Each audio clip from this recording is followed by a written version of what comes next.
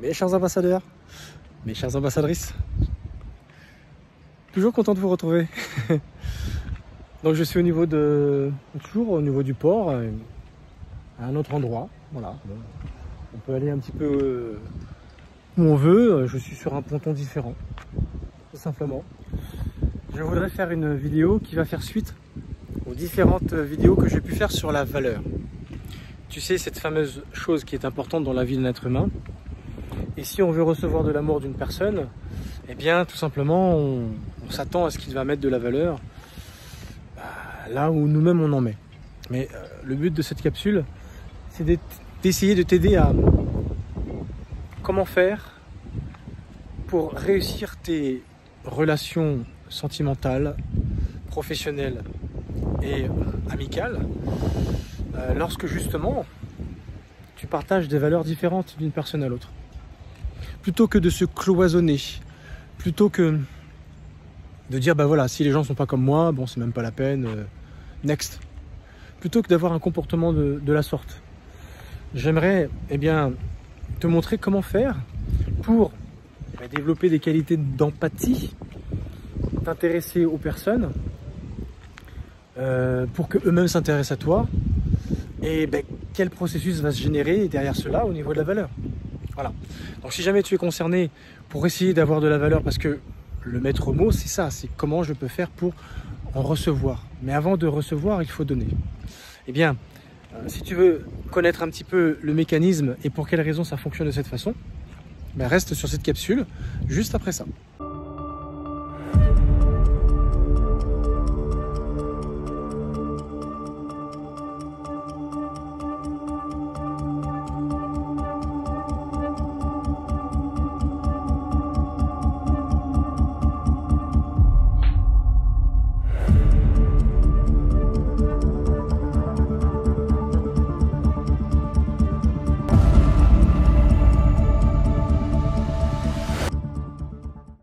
Bienvenue à toi si jamais c'est la première fois que tu viens sur ma chaîne où je parle régulièrement de choses qui tournent autour de la perversion narcissique, les relations toxiques, le chantage affectif, la manipulation en tout genre.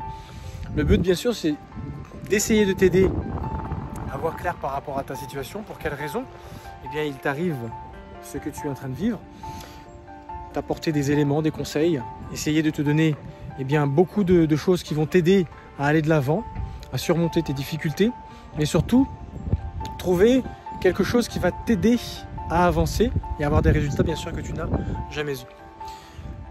Si jamais tu veux aller au-delà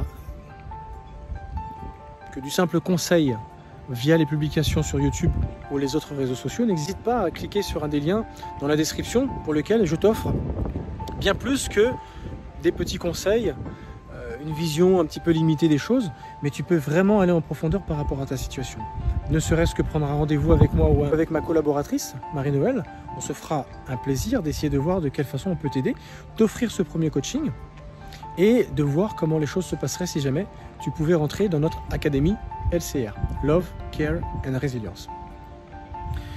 Tu peux également avoir accès à une formation en ligne pour préparer ton mindset, pour être sur les bonnes dispositions, pour commencer à avoir des résultats dans ta situation. Mais également un quiz éducatif en ligne qui te permet en même pas 5 minutes faire le point avec ta situation pour savoir exactement ce qu'il t'est conseillé de faire pour pouvoir avancer et avoir des résultats, les résultats que tu aimerais avoir. Voilà. Donc bien sûr, il existe notre académie LCR. C'est une académie dans laquelle un certain nombre de personnes sont rentrées, ont terminé, sont sorties, encore certains qui sont actifs. Et je t'assure que si jamais tu écoutais leurs témoignages, tu aurais une vision beaucoup plus claire sur l'ambiance qu'il y a, mais surtout les résultats que tu vas avoir si jamais tu fais l'effort de t'aligner avec l'algorithme des 3 valeurs qui correspondent à la détermination, le temps que tu vas consacrer pour toi et également ton implication psycho-financière. Voilà. Ceci étant dit, je vais répondre à cette question. Comment faire pour améliorer tes relations avec ton entourage, que ce soit sentimental, que ce soit professionnel ou amical, que tu puisses avoir des relations qui te permettront d'avoir de la valeur en retour. Parce que on aime bien recevoir, on aime bien obtenir, et on oublie souvent de donner. Alors si je te fais cette capsule, c'est parce que régulièrement ça peut m'arriver d'avoir des personnes, moi ou d'autres, les histoires que je peux entendre, les anecdotes, des personnes qui ont tendance à se plaindre en se disant, ben voilà, moi dans la vie j'ai des critères, moi si les gens ils sont comme ci ou comme ça, ben moi ça me va pas. Et on peut comprendre, on a tous nos exigences, on a tous voilà, nos goûts, nos couleurs, une vision, un idéal, on a tous cela. Et on ne peut pas s'entendre avec tout le monde parce que tout le monde ne pense pas pareil tout simplement. Et c'est tout à fait normal, tu me diras, eh bien d'être différent. Et heureusement que la diversité existe parce que sinon, ben, le monde serait bien triste à tous penser de la même façon, à tous aimer les mêmes choses, à tous faire les mêmes choses. Et c'est dans la diversité que justement notre monde est complètement hétéroclite. Donc, le but, c'est pas tellement faire tolérer notre différence aux autres, mais ce serait plutôt l'inverse. Comment pouvons-nous aider les autres à tolérer notre différence? Parce que tu l'as bien compris, nous sommes tous différents, mais nous ne nous entendons pas tous forcément. Ce que nous pratiquons, ce que nous faisons, bien sûr, dans les limites de l'éthique, dans les limites des choses dignes, des choses qui sont appréciables, qui sont vraies, qui sont justes, hein, des bonnes choses. On parle pas de ceux qui ont une vision de la vie noire, à pratiquer des choses qui ne sont pas bien, qui sont nuisibles pour autrui ou pour soi-même. Je te parle de choses, on va dire,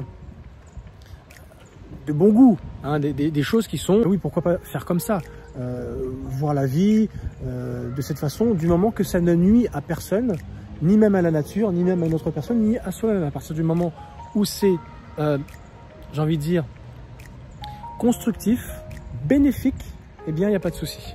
C'est vraiment dans cet état d'esprit de différence hein, dont je te parle là. Et pourtant, dans les choses bénéfiques, dans nos différences, ben, il y en a qui vont pas aimer ce que fait l'autre, à critiquer ce que fait l'autre, etc., etc., etc.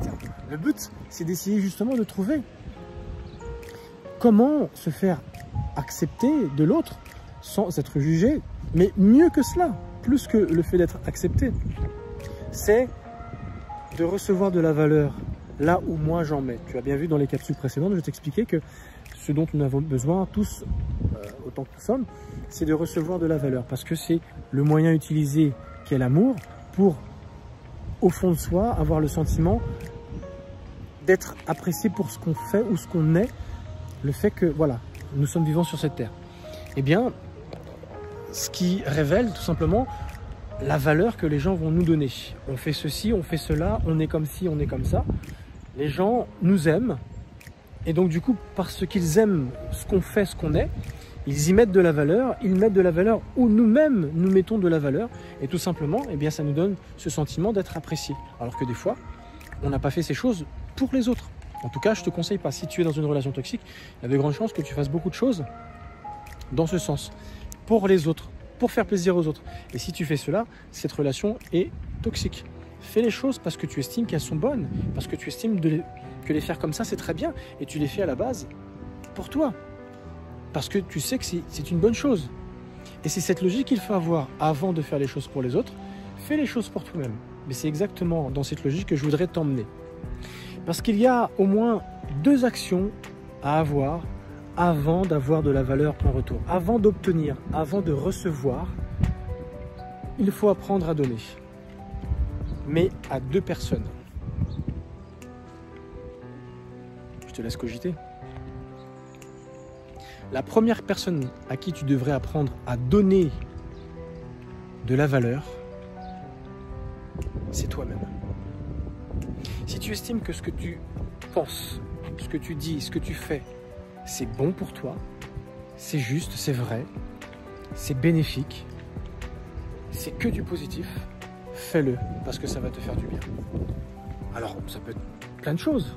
Bien manger, bien dormir, bien boire, faire de l'activité physique, bien travailler, pas trop travailler, se faire plaisir, s'amuser, faire des activités, toutes les activités qui vont être bâtissantes, constructives pour un être humain. Toutes ces choses, fais-les pour toi.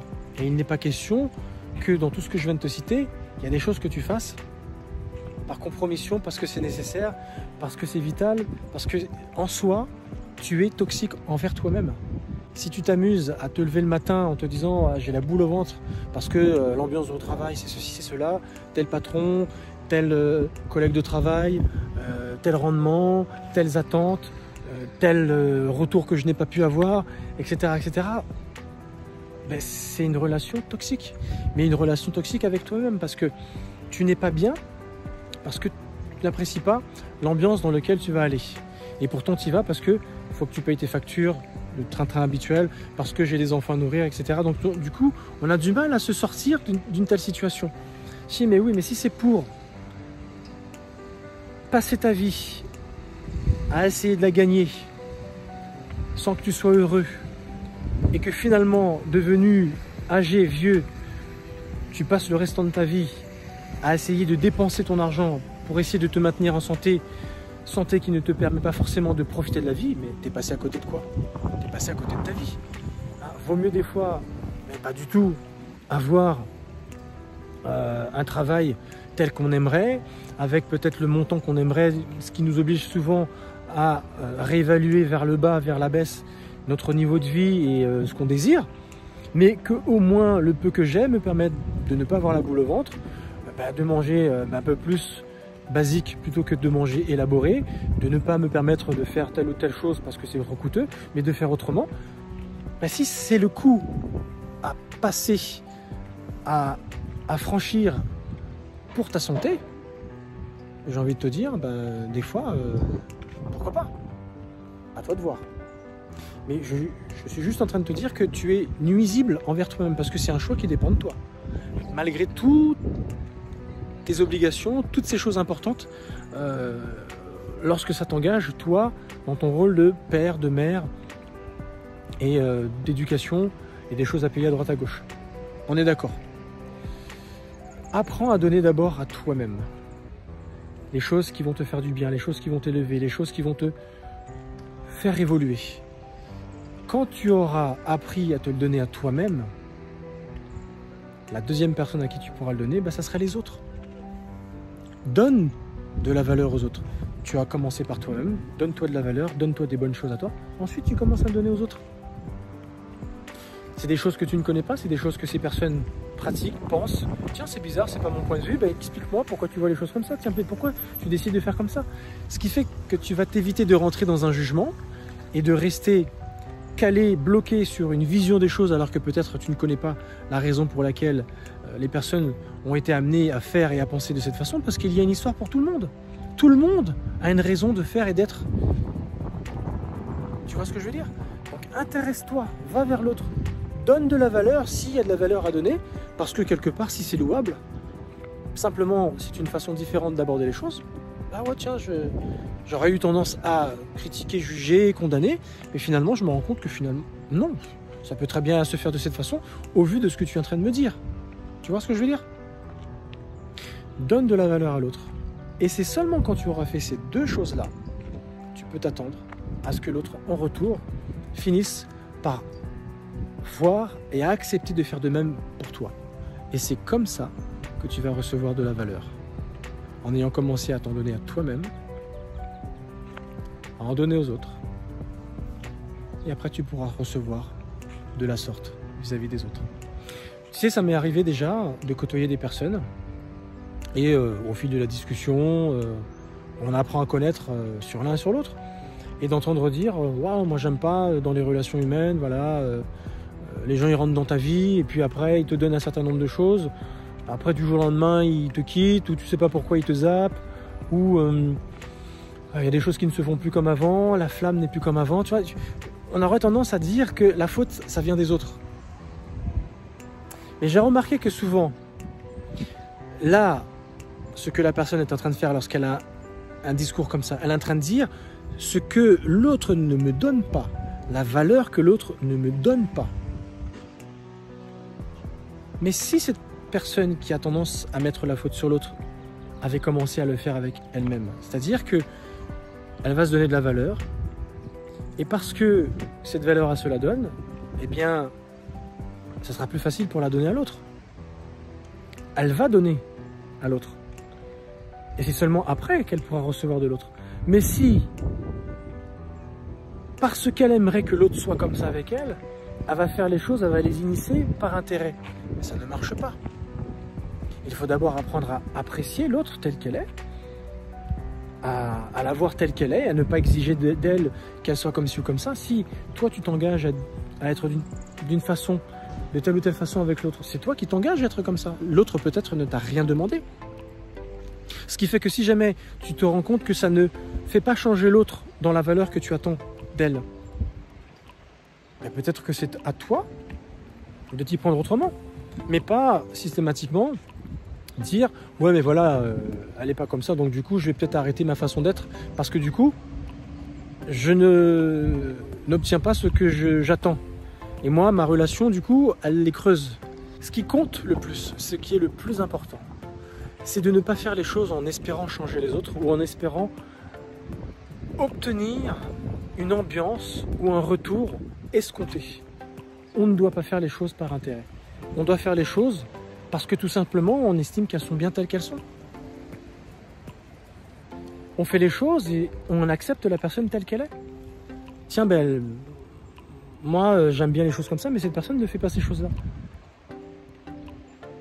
Ben, acceptons que cette personne pense et fait les choses autrement. Ce serait plus intéressant de s'intéresser au pourquoi elle voit les choses à sa façon, pour mieux comprendre sa psychologie, sa façon d'être, plutôt que ben moi je vais faire ça, je vais faire comme ça, et puis ben, j'espère que l'autre me donnera ce que je fais avec elle. C'est un prêté pour un rendu. Tu vois ce que je veux dire? C'est pas tout à fait la bonne méthode. Vaut mieux accepter les personnes telles qu'elles sont. Et puis si jamais nous on s'est engagé à faire des choses, c'est nous qui nous sommes engagés à être comme ci ou comme ça. Si on a fait ces choses, si on s'est engagé à faire ces choses en espérant que l'autre puisse être d'une certaine façon, c'est intéressé. On sait pertinemment si les choses se font et vont se faire. On sait pertinemment si un feeling passera. Mais si du jour au lendemain, on passe de love story à non je t'aime plus ou je vais arrêter de faire certaines choses ou je prends du recul sur beaucoup de choses parce que finalement les choses ne correspondent pas à la manière dont moi je les avais initiées avec l'espoir que j'avais derrière, ben en fait c'était intéressé de ta façon de faire. Il est préférable d'accepter tout le monde tel qu'elle est parce que ben, chacun a le droit de voir, d'être et d'arrêter d'espérer que les gens vont être comme nous on souhaiterait qu'elles soient. Non, acceptons la différence de chacun. Et c'est le fait de recevoir le respect, ce pourquoi on est, ce pourquoi on fait, que finalement, l'autre sera amené à faire la même chose chez toi. Ben, ce que j'apprécie chez toi, c'est ça, ça, ça. C'est pas forcément des choses que moi je fais, mais je trouve que c'est louable. Et c'est comme ça qu'on va recevoir de la valeur. C'est comme ça qu'on recevra de la valeur. On peut attendre et exiger un certain nombre de choses à partir du moment où il y a un engagement mutuel. Voilà, je t'aime bien, veux-tu être mon ami? Oui, je voudrais être ton ami, donc du coup, entre amis, on a une façon d'être, on a une façon de faire, qu'on n'est pas lorsque c'est juste un collègue de travail, bonjour, au revoir, tu vois? Et même dans les relations professionnelles, il existe des devoirs dans la relation, dans le fait de travailler ensemble. On est obligé de parler un minimum, on est obligé de se rendre compte un certain nombre de choses. On ne peut pas juste ne pas communiquer parce qu'on ne s'apprécie pas en temps normal sur le plan caractériel. Non, même si on ne s'apprécie pas et même si on n'ira pas boire un coup après le travail pour X tempérament ou défaut de caractère, incompatibilité caractérielle, eh bien, on est quand même obligé eh bien, de converser ou de traiter telle ou telle situation avec son collègue, son patron, son supérieur, enfin peu importe. C'est des relations obligées, ça, pour le bien fondé du pourquoi du comment de l'entreprise. Tu vois? Donc tout ça pour dire que même dans les relations professionnelles, il existe une obligation d'être. Alors imagine dans le sentimental. Si tu t'engages à être amoureux et de vouloir construire quelque chose avec une personne, se fiancer, se marier, faire des enfants, monter une famille, bah forcément, tu vas avoir des attentes. Mais si tu veux que ça fonctionne, c'est la même chose. S'entendre sur la manière de faire, s'accorder, trouver un juste milieu, donner la valeur à ce que l'autre fait, et inversement, Et c'est comme ça qu'on va nourrir tout simplement l'élévation de chacun d'entre nous. Voilà tout ce que j'avais à te dire par rapport à cette capsule. Eh bien, si tu as apprécié, n'hésite pas à me laisser un petit commentaire. Si tu veux aller beaucoup plus loin et savoir exactement comment tu peux t'y prendre pour commencer à t'apprécier parce que tu as un défaut d'amour-propre, tu as du mal à t'apprécier, tu attends que ce soit les autres qui le fassent à ta place, c'est pas l'ordre. Commence par toi, fais-le aux autres, et c'est seulement après que tu recevras des autres. Mais souvent, dans les relations humaines, dans les rapports humains, on est avec les gens, on fait un petit quelque chose en attendant que l'autre nous donne. Ou souvent, on lui montre l'exemple, c'est-à-dire, bah, tiens, tu vois, je te fais ça parce qu'en réalité, j'aimerais que tu me le fasses. Ça marche pas comme ça. Il faut laisser les gens penser, faire en fonction de leur vision des choses. Si eux t'aimaient amicalement, être un collègue de travail ou sentimentalement, c'est de le montrer de cette façon, eh bien c'est sa façon de faire. Maintenant, si toi tu aurais voulu qu'il le fasse autrement, demande-lui. Mais demande-lui avant de vous engager. Parce que si tu t'es pas mis d'accord, bah, tu risques d'être triste par la suite. Au moins les choses sont claires dès le départ. Mais si tu t'es mis ensemble en te disant j'espère qu'il va faire comme ça ou qu'elle va faire comme ça et tu lui montres l'exemple pour obtenir et que ça se fait jamais, bah, tu vas être frustré une grosse partie de ta vie. Et c'est ce qui fait qu'après, ça clash, tout simplement. Voilà, j'en ai fini avec cela. Donc si tu veux apprendre à t'aimer, si tu veux véritablement avoir tous les rouages pour commencer à apprendre à t'apprécier, clique sur un des boutons. N'hésite pas à prendre rendez-vous avec moi ou Marie-Noël, ma collaboratrice. On se fera un plaisir de t'aider dans toutes ces démarches pour essayer de devenir la meilleure version de toi-même, au-delà du fait de t'apprécier, de t'aimer et de commencer à avoir une certaine confiance en toi. Merci beaucoup de m'avoir suivi. Je te souhaite une très très bonne journée. Je te dis à la prochaine capsule. Ciao!